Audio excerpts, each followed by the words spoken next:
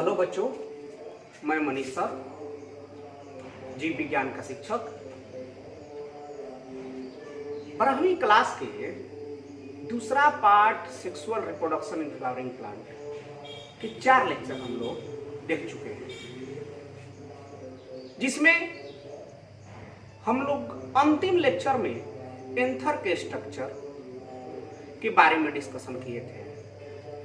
आज हम एंथर के अंदर माइक्रोस्पोरोजेनेसिस अर्थात पोलेन ग्रेन का निर्माण, पराग कण का निर्माण के बारे में देखेंगे। ठीक, तो चलिए हम लोग शुरू करते हैं आज की क्लास माइक्रोस्पोरोजेनेसिस से। क्लियर? आप पिछले वीडियो में देख चुके हैं माइक्रोस्पोरोजेनेसिस, लघु बीजाणु जनन। ठीक, ये माइक्रोस्पोरोजेनेसिस क्या है? तो हम एक चीज जानते हैं कि ये जो एंथर होता है, हम इसका ट्रांसफर सेक्शन काटे थे तो कुछ इस तरह से दिखाई दिया था, यही था सामान्य। और बीच में क्या थे? ये 2 लोग हैं, एक लोग और ये लोग। हम ज्यादा उस पर डिस्कशन नहीं करेंगे, पिछला वीडियो में सब कुछ है। क्या है? स्पोरोजेनस टिश्यू था। क्या था? स्पोरोजीनस सेल्स था। ये मास ऑफ सेल है। ये क्या था आपको? Sporogenous tissue, sporogenous cell. तो जब हम एंथर को देखते हैं तो इसमें स्पोरोजीनस टिश्यू जो है, इन्हीं में से जो सेल हैं, वो सेल माइक्रोस्पोर का निर्माण करेंगे। तो क्या परिभाषा होगा कि जो एंथर परिपक्व होता है तो स्पोरोजीनस टिश्यू के सेल्स विभाजित होते हैं। कौन सी प्रक्रिया सा? मियोसिस प्रक्रिया द्वारा। और इस प्रक्रिया को हम लोग माइक्रोस्पोरोजेनेसिस कहते हैं। कृपया एक और बात मैं बोल देता हूं, आप लोगों के पास इस पार्ट का मॉड्यूल है। इस मॉड्यूल को आप खोल लीजिएगा पेज नंबर 7 में, वहां पर आप देखिए। ठीक, और साथ में किताब को भी, एनसीईआरटी को रखिए। और ध्यान रखिएगा कि जो 5 तारीख से हम लोग डाल रहे हैं, ये वीडियो जा रहा है, आपको पीडीएफ के रूप में मॉड्यूल भी भेज दिया जाएगा। क्लियर? तो ऐसा यदि मॉड्यूल हो तो आप उसका उपयोग कर लीजिए, खोल लीजिए। तो चलिए हम क्या कर रहे हैं, माइक्रोस्पोरोजेनेसिस है, ये एंथर है, एंथर में स्पोरोजेनस टिश्यू है। हम इसमें से एक सेल ले लिए, जो सेल लिए, तो जब हम इसमें से सेल लेंगे, किसके? स्पोरोजीनस टिश्यू के सेल। तो जो सेल यहां पर ये है स्पोरोजीनस टिश्यू से हमने क्या ले लिया? सेल लिया। तो बताइए कि कोई भी प्लांट क्या होता है, उसके बॉडी जो बनी होती है वो जिस सेल से बना होता है वो डिप्लॉयड बॉडी होता है, द्विगुणित होता है। तो इसके सेल में गुणसूत्र कैसा होगा? 2n होगा।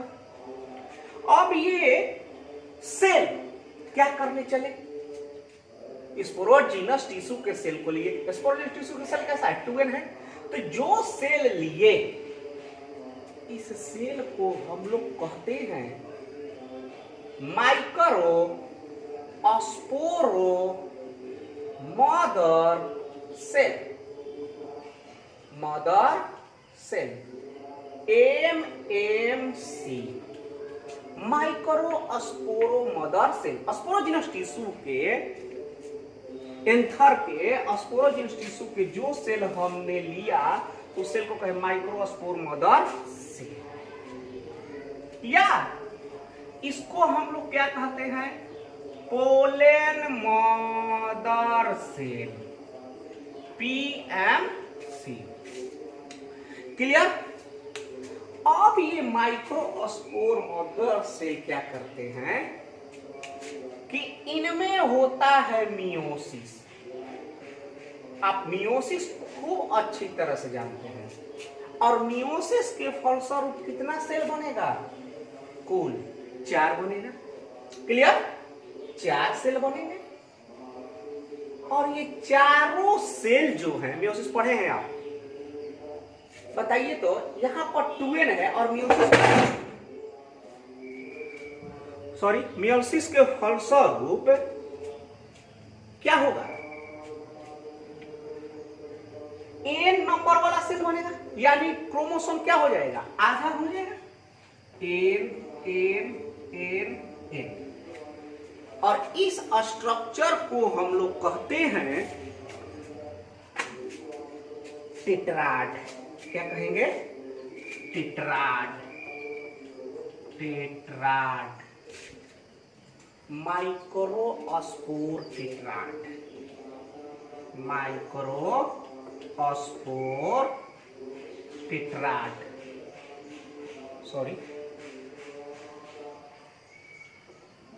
टेट्राड के नाम से जाना जाता है। फिर एक बार सुनिए, हमने एंथर का स्पोरोजिनस टिश्यू को लिया, उसमें प्रत्येक सेल कैसा है, 2n है, इसको माइक्रोस्पोर मदर सेल कहेंगे, क्योंकि ये सेल चला है क्या बनाने, पोलिन बनाने, इसे पोलिन मदर सेल भी कहते हैं। और इस सेल में क्या हुआ, मियोसिस। तो हम जानते हैं कि मियोसिस में 4 सेल बनता है, और प्रत्येक सेल में क्रोमोसोम क्या हो जाता है, आधा हो जाता है।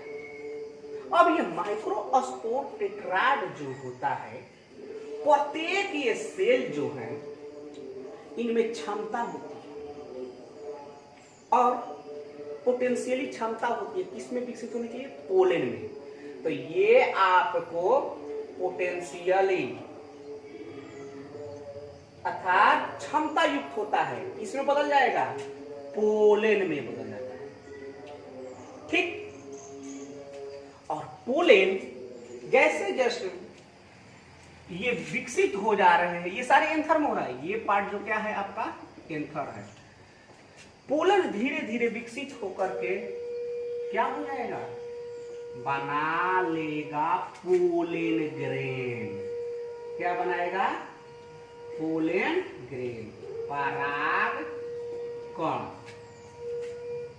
ठीक, आपके मॉड्यूल में लिखा हुआ है, आप मॉड्यूल देखेंगे या पीडीएफ दे दिया जाएगा, पीडीएफ में ये सारी बातें हैं, आप यहां समझिए। मैं क्या कर रहा हूं कि ये जो है एंथर है, एंथर में स्पोरोजिनस टिश्यू है, एंथर के स्ट्रक्चर पढ़े हैं।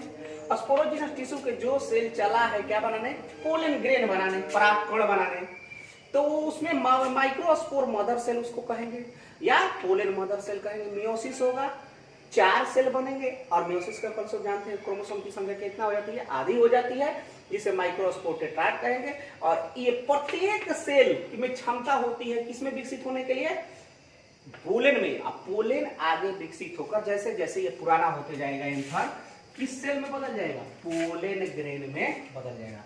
ये पूरी प्रक्रिया को ही क्या कहते हैं, माइक्रोस्पोरोजेनेसिस।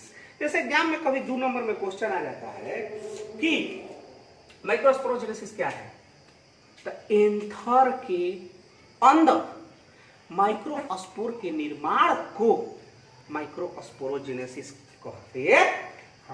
क्लियर, चलिए। और प्रत्येक के पास क्या होता है, अपनी क्षमता होती है कि पोलन ग्रेन में बदल जाए। अब ये देखिए, ये जो कहां विकसित हुआ है, छोटा सा यहां पर स्ट्रक्चर बना रहे हैं, यहां पर पोलन विकसित हुआ है। आप एनसीईआरटी में देख लीजिए, आपके पास एनसीईआरटी किताब होगा, निकाल लीजिए, देखिए यहीं पर है ना, ये स्पोरोजेनेसिस में क्या बना हुआ है, ये पोलन ग्रेन बना हुआ है, ये बना हुआ है क्या पोलन ग्रेन। अब ये कुछ नहीं रहेगा, ये पूरी तरह से भर गया है, किससे, पोलन ग्रेन से भरा हुआ है, ये पोलन ग्रेन से भरा हुआ है। यह पोलन चेंबर तो रहा नहीं, पोलन चेंबर अब विकसित हो गया, पोलन ग्रेन से भरा हुआ है। ठीक, अब ये पोलन ग्रेन से जो भरा हुआ है ये परिपक्व हो गया। ये परिपक्व जब हुआ तो बताइए, इस भाग, ये भाग टूटता है, और टूटने के फलस्वरूप पोलन बाहर निकलता है। तो जहां पर ये भाग ब्रेक करता है आप पढ़े हैं कि एपिडर्मिस है, एंडोथेलियम है, टैपिटम है, ये सारे स्ट्रक्चर पढ़ लिए हैं। इस पोर को कहते हैं ऑस्टोमियम। इस पोर को क्या कहते हैं? ऑस्टोमियम के नाम से जानते हैं। तो जो ये ऑस्टोमियम है एंथर को क्या करता है? रिलीज कर देता है, और एंथर का रिलीजिंग को ही क्या कहते हैं? डाइहेसेंस अर्थात प्रस्फुटन या अस्फुटन प्रक्रिया के नाम से जानते हैं। तो प्रत्येक पोलन ग्रेन क्या होता है? परिपक्व एंथर के ऑस्टोमियम छिद्र से, ऑस्टोमियम छिद्र है, से बाहर निकल जाता है, अर्थात प्रस्फुटन होता है, डाइहेसेंस हो जाता है। क्लियर? तो ध्यान रखिए, माइक्रोस्पोरोजेनेसिस के बाद पोलन ग्रेन विकसित हो जाता है, और पोलन ग्रेन बनने पर ये सेल ही कन्वर्ट हो गया, विकसित होकर किसमें? अरे पोलन ग्रेन। पोलन ग्रेन किससे निकल गया? ऑस्टोमियम से बाहर निकल जाता है। तो अब एक बात बताइए, एंथर इंड्रोसियम का इकाई था क्या? स्टामेन। स्टामेन का मुख्य यूनिट क्या है? स्टामेन का मुख्य का क्या है? एंथर है, और एंथर में ही ये सारी घटना हो रही है। तो प्रश्न उठता है कि तब बताइए पोलन ग्रेन क्या है? ठीक, तो हम लोग देखेंगे कि पोलन ग्रेन क्या होता है। एक क्वेश्चन करके आता है एग्जाम में। देखिए, आप अपने मॉड्यूल में देखिए कि ये सारी चीजें लिखी हुई है, आप उसको पढ़िए, उसको पढ़िए। मैं यहाँ पर नहीं, सारी चीजें आपके मॉड्यूल में लिखा हुआ उसको पढ़िए, मैं समझा रहा हूं, इसको देखिए। तो प्रश्न अब ये उठेगा होगा कि ये पोलन ग्रेन क्या होता है? बताइए। पोलन ग्रेन पराग कण। तो क्लियर बात है कि ये पराग कण जो है कहां बना है? आपको एंथर में बना है, सॉरी, ओके, ये कहां बना है? एंथर में बना है, एंथर में बना है। क्लियर? ये फिलामेंट है। तो पोलन ग्रेन क्या होता है? तो पोलन ग्रेन, एक क्वेश्चन आता है कि what is pollen grain? Pollen grain क्या है? ठीक, तो पोलन ग्रेन किसको कहते हैं? यह अपरिपक्व मेल गैमेटोफाइट है, मेल गैमेटोफाइट। इसका हिंदी क्या होगा? नर युग्मकोभीड होता है, जो एन क्रोमोसोम को रखता है,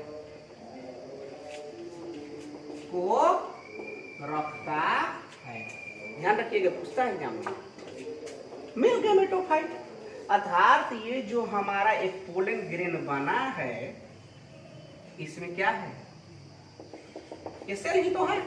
नंबर ऑफ क्रोमोसोम क्या है? 10 है। ये वैक्यूल है, इसको वैक्यूल ले लेते हैं। सब पढ़े हैं सेल में कि वैक्यूल है। तो बताइए, ये नंबर ऑफ क्रोमोसोम n को रखा हुआ है, मेल गैमेटोफाइट है, अर्थात इसके अंदर मेल गैमेट बनाने की क्षमता होती है, नर युग्मक बनाने की क्षमता होती है, जो प्लांट के रिप्रोडक्शन में भाग लेता है। क्लियर? तो हम लोग देखेंगे पोलन ग्रेन, और एक सामान्य पोलन ग्रेन का डायमीटर आप अपना मॉड्यूल निकाल लीजिए, फिर मैं कह रहा हूं। डायमीटर देखा जाता है 25 से 50 माइक्रोमीटर के आसपास होता है। ये पोलन ग्रेन जी होती है, प्रत्येक प्लांट के अलग अलग स्पीसीज में अलग अलग संरचना होते हैं। कुछ स्फेरिकल मिलेंगे, कुछ चतुष्फलक मिलेंगे, ये बहुत सारी स्ट्रक्चर के रूप में पाई जाती है। तो ये पोलन ग्रेन जो है, हमें इसका डायमीटर 25 से 50 माइक्रोमीटर का, ये एनसीईआरटी का लाइन है। और आप जो है, आप अपना इसको ध्यान रखिएगा, एग्जाम में 1 नंबर में पूछ सकता है। तो पोलन ग्रेन क्या है? मेल गैमेटोफाइट है, जिसमें क्षमता क्या होती है? मेल गैमेट के निर्माण करेगा। किसके लिए? प्लांट में सेक्सुअल रिप्रोडक्शन के लिए। तो माइक्रोस्पोरोजेनेसिस के फलस्वरूप क्या बना? Pollen grain. देखिए मैं कुछ लिखवा नहीं रहा हूं, इसलिए कि आपको पीडीएफ दिया जा रहा है, पीडीएफ भी दिया जाएगा और प्लस आपके पास है भी, तो आप पीडीएफ में सब कुछ लिखा हुआ है, मैं समझाते चल रहा हूं, आप पीडीएफ पढ़िएगा समझ में आ जाएगा। अब आइए एक परिपक्व पोलन ग्रेन को देखते हैं, अर्थात स्ट्रक्चर ऑफ पोलन ग्रेन, पराग कण की संरचना। देखिए एक पराग कण कैसा? परिपक्व पोलन ग्रेन को जब हम देखते हैं तो सामान्यतः स्फेरिकल होता है, और यह पोलन ग्रेन जो है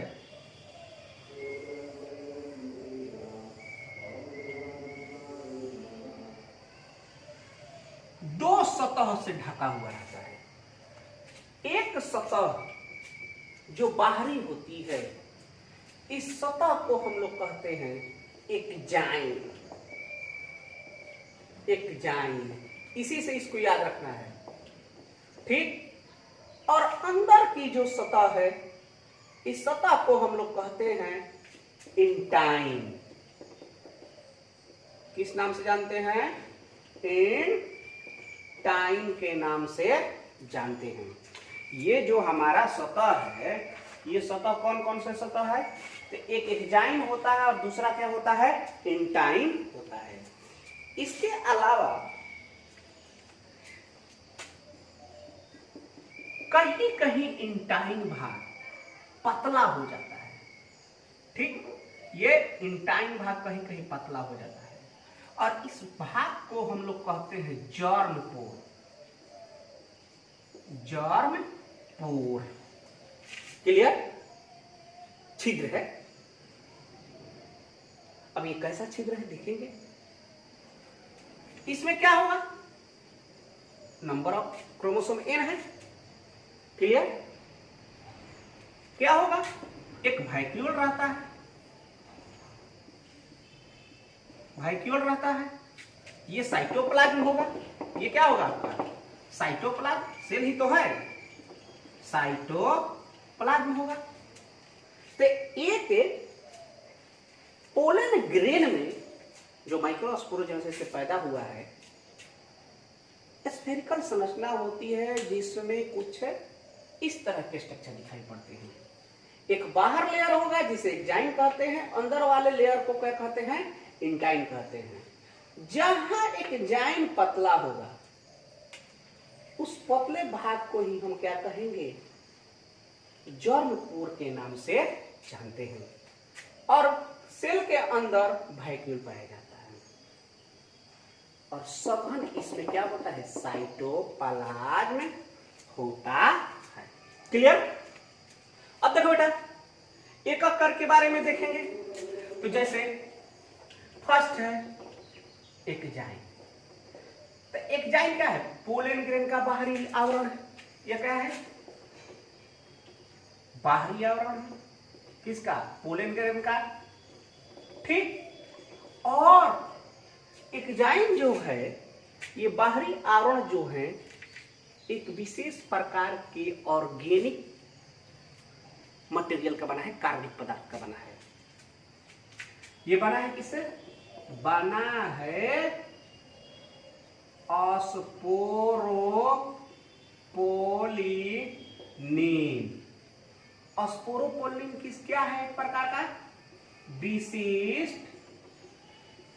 ऑर्गेनिक कार्बनिक पदार्थ, हिंदी लिख देते हैं, कार्बनिक पदार्थ का यह बना है। ये आपको स्पोरोपोलिन जो है कार्बनिक पदार्थ का बना हुआ है।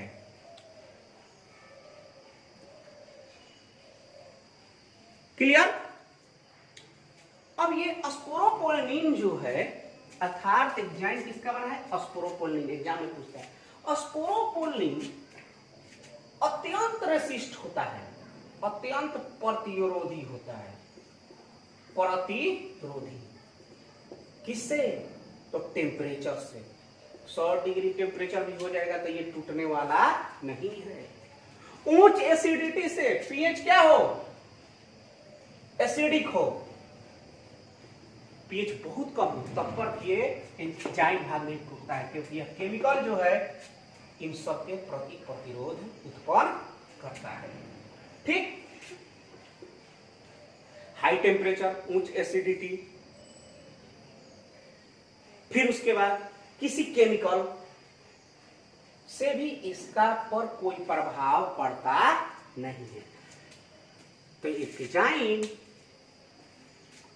पोलन ग्रेन का बाहरी आवरण है, जो स्पोरोपोलिन नामक विशिष्ट कार्बनिक पदार्थ से बना होता है, जो अत्यंत प्रतिरोधी होते हैं टेम्परेचर, एसिड और दूसरे केमिकल का।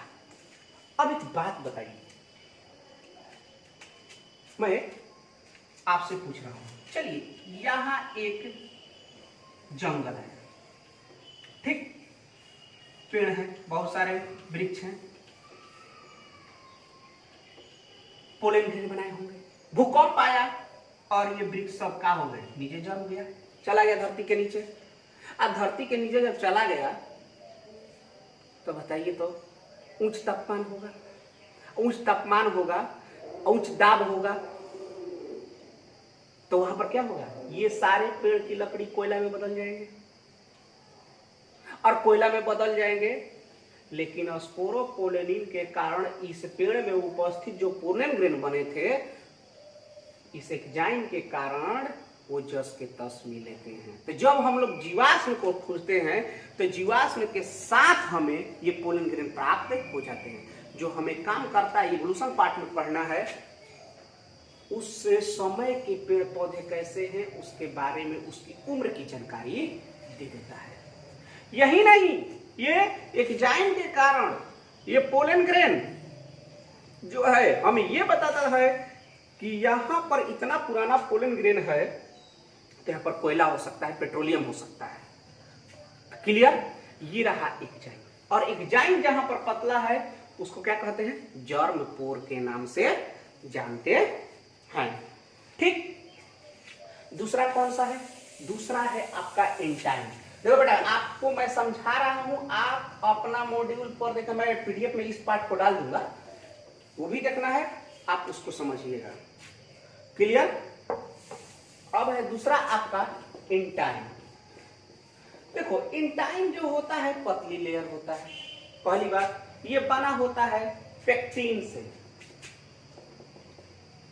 ठीक, ये किसका बना होता है, पेक्टिन का बना होता है। साथ में कुछ मात्रा में इसमें सेलुलोज भी रहते हैं, कुछ क्या रहते हैं, कुछ सेलुलोज भी पाया जाता है। क्लियर? और इस पेक्टिन और सेलुलोज के लेयर से ये जो बना है, इसके अंदर क्या है, साइटोप्लाज्म है। ध्यान दीजिए मैं क्या कह रहा हूं, हम जानते हैं कि किसी कोशिका के बाहरी आवरण जो होते हैं सेल वॉल है प्लांट के। क्लियर? और सेल वॉल का क्या होता है, प्लाज्मा मेम्ब्रेन होता है। तो प्लाज्मा मेम्ब्रेन इससे क्या होता है, सटा हुआ रहता है, और प्लाज्मा मेम्ब्रेन जानते हैं कि इससे बना होता है। पेक्टिन और सेलुलोज के क्या बनाया है, सेल वॉल बनाया है। तो इसमें सघन साइटोप्लाज्म होता है। फिर एक बार आपको हम जर्म कोर के बारे में बात कर रहे हैं, तो जर्म कोर क्या है, तो पोलन ग्रेन में जहां एंजाइम जहां अनुपस्थित होगा, पतला होगा, उसी को क्या कहते हैं, जर्म कोर के नाम से जानते हैं। ठीक, तो ये रहा सामान्य एक पोलन ग्रेन की रचना। क्लियर? तो ये चीज को हम लोगों ने समझा।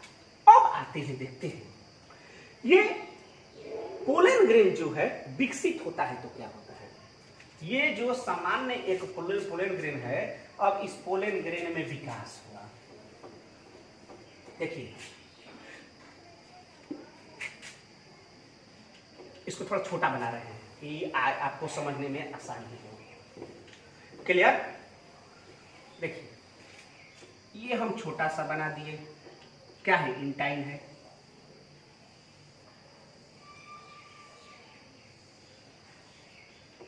ये आपका क्या हो गया बउआ, जैसे यहां दिखा रही है, यहां पतला हो गया है, ये आपका जर्म पोर है, समझ गए हैं। ये आपका क्या है, एक जाइन है, ये आपका क्या है, इंटाइन है, क्लियर।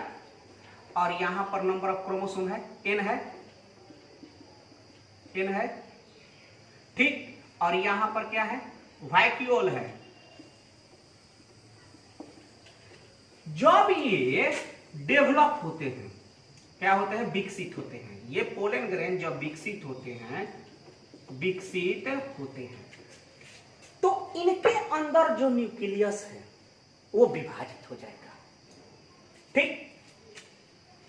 क्या हो जाएगा, विभाजित हो जाएगा। थोड़ा सा बड़ा बना रहे हैं,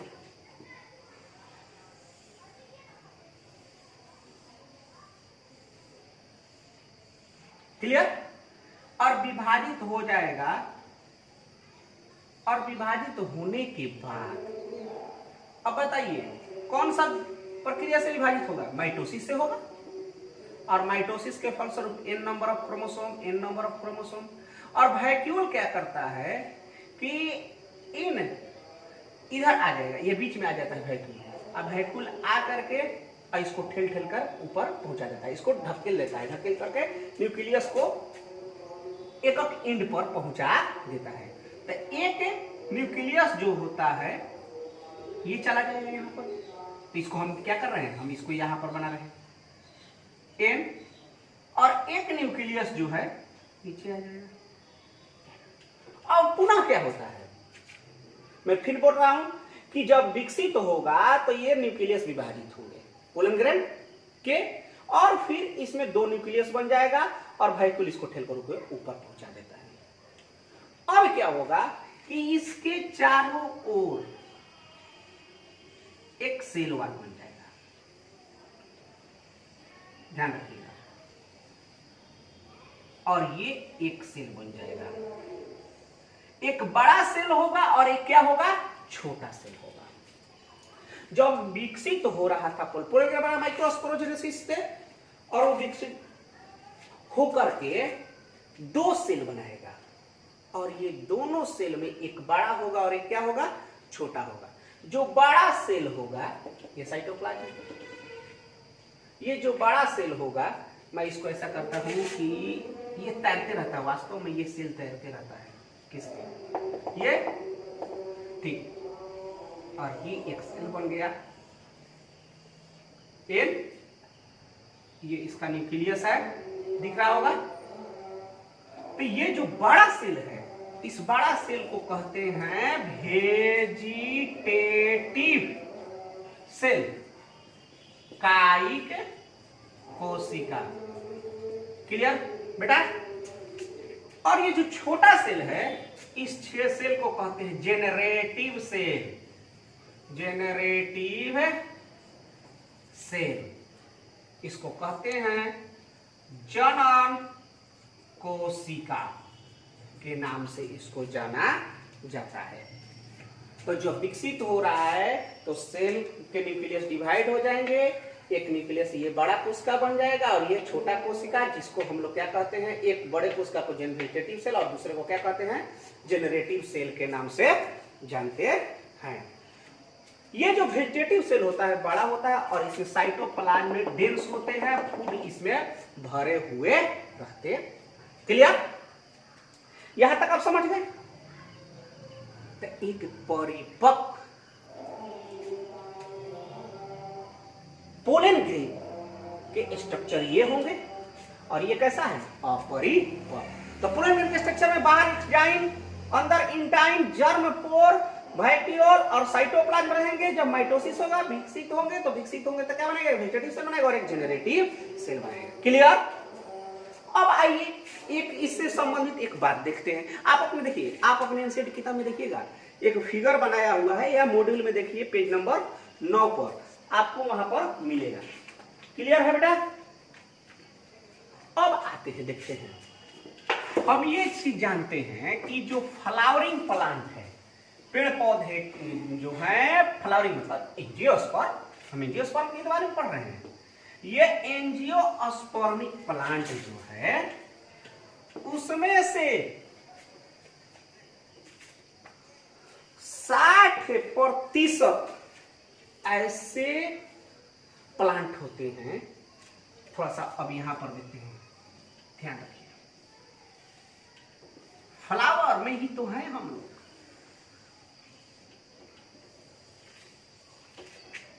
ये क्या है?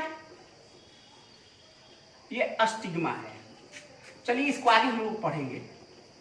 अब यहां पर पोलन ग्रेन तैयार हो गया है। पोलन ग्रेन क्या हो गया है? तैयार।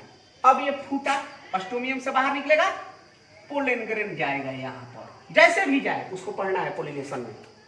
गया तो बताइए यहां पर पोलन ग्रेन कैसा जाएगा? पोलन ग्रेन कैसा जाएगा? 2 सेल वाला जाएगा। एक जाएगा कौन सा? जिसमें जेनरेटिव सेल हो। कौन सा सेल हो? Generative cell. और एक कौन सा सेल होगा? एन ये वेजिटेटिव सेल होगा। ये आपको क्या होगा? वेजिटेटिव सेल होगा। तो 60% एंजियोस्पर्म में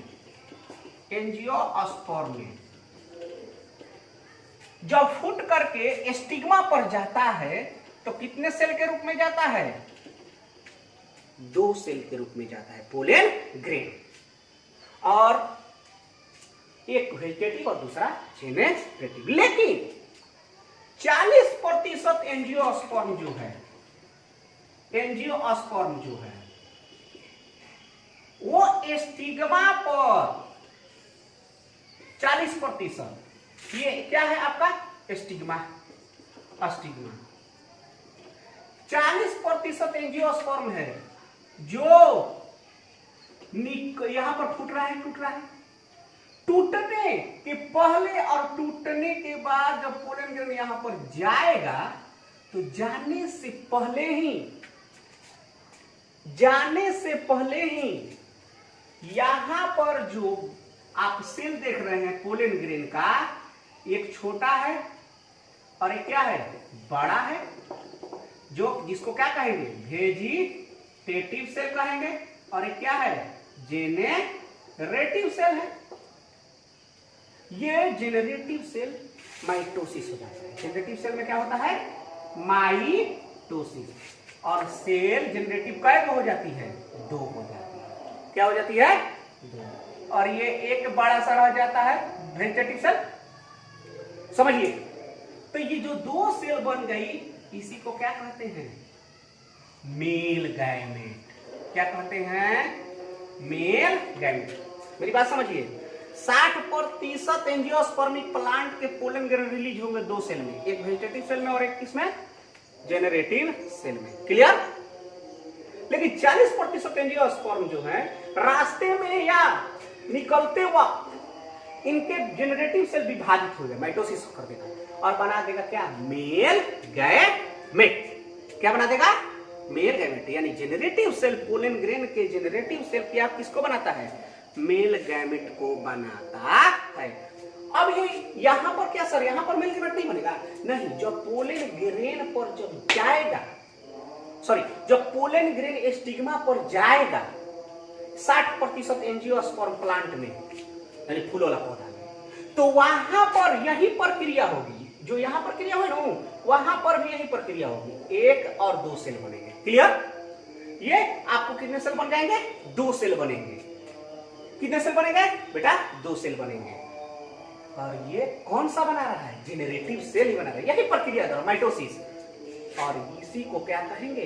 मेल गैमेट। तो ध्यान रखिएगा, 60% एंजियोस्पर्म में एंजियो स्टिग्मा पर जा करके जेनरेटिव सेल 2 मेल गैमेट बनाता है, जबकि 40% एंजियोस्पर्म में रास्ते में या निकलते वक्त जेनरेटिव सेल क्या बनाता है? आपको मेल गैमेट का निर्माण करता है। अर्थात एक परिपक्व, मैं बात करूं, एक परिपक्व पूर्णतः विकसित में कितने तरह के सेल हैं, एक वेजिटेटिव और एक जनरेटिव। एक बड़ा सा हो गया ये वेजिटेटिव और दो छोटे छोटे क्या हो गए, मेल गैमेट। क्या हो गए, male gamete, male gamete. Clear, समझ गए। तो ये पोलन ग्रेन के स्ट्रक्चर जब विकसित हो रहा है तो वेजिटेटिव सेल, जनरेटिव सेल और माइटोसिस के फलस्वरूप जनरेटिव सेल में दो मेल गैमेट का निर्माण होता है। मॉड्यूल पढ़िए, ये जो भी चीज पढ़े, पहले किताब भी रख लीजिए, मॉड्यूल भी रख लीजिए, और जो मैं बोल रहा हूं उसको लिखते रहिए। क्लियर। कुछ नोट संबंधी बातें हैं पोलन ग्रेन से। ये रहा स्ट्रक्चर, और नोट संबंधी यही है कि बहुत सारे प्लांट के पोलन ग्रेन जो है व्यक्तियों में एलर्जी पैदा करते हैं। जैसे हम आपको क्लास में पहले ही बताए थे जब हम लोग टिश्यू पढ़ रहे थे कि ये पोलन ग्रेन जो होता है, व्यक्ति जैसे खेतों में सुबह सुबह गया और वहां पर कोई फ्लावरिंग हुई है, किसी का पोलन ग्रेन हवा द्वारा हमारे श्वसन प्रक्रिया में गए तो छींकने लगेंगे, चेहरा लाल हो जाएगा, ये आपको एलर्जी देते हैं। ये बहुत लगातार होता है तो किसी व्यक्तियों में ये अस्थमा भी पैदा कर देता है, जिसको हम लोग दामा करते हैं, या ब्रोंकाइटिस, श्वास नली जो होता है वो सूज जाता है। ठीक।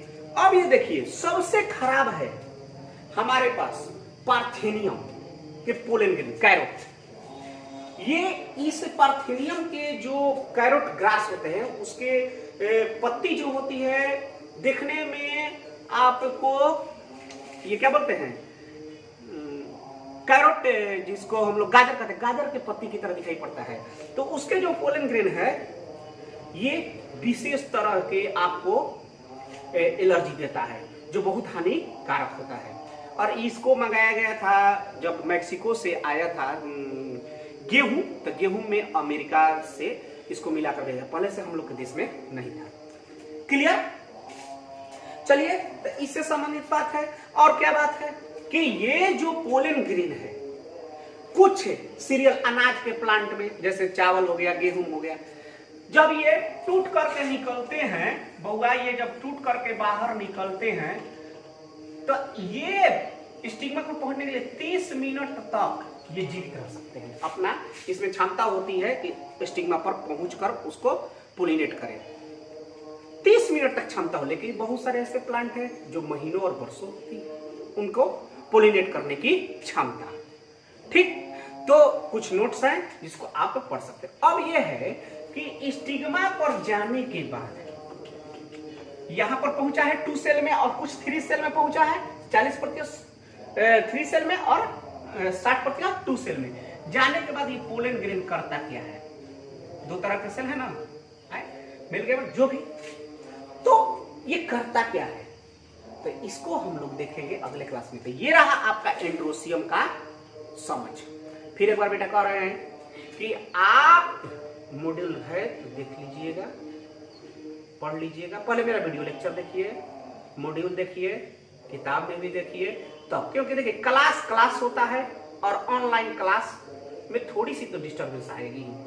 तो ये आप अपनी इफिशियंसी जब तक नहीं बढ़ाइएगा तो आप एक ऑनलाइन क्लास में कैसे पढ़ सकते हैं। इसलिए आपको अपनी इफिशियंसी बढ़ाना होगा। और अगले क्लास में हम लोग देखेंगे, हम लोग फ्लावर में थे, फ्लावर में कैलिक्स देखे, करोला देखे, एंड्रोसियम देखे, और एंड्रोसियम में हम लोगों ने पोलन ग्रैंड का निर्माण किया। अब देखेंगे क्या, गाइनोसियम। क्लियर। आज के क्लास यहीं तक बेटा, फिर मिलते हैं अगले क्लास में।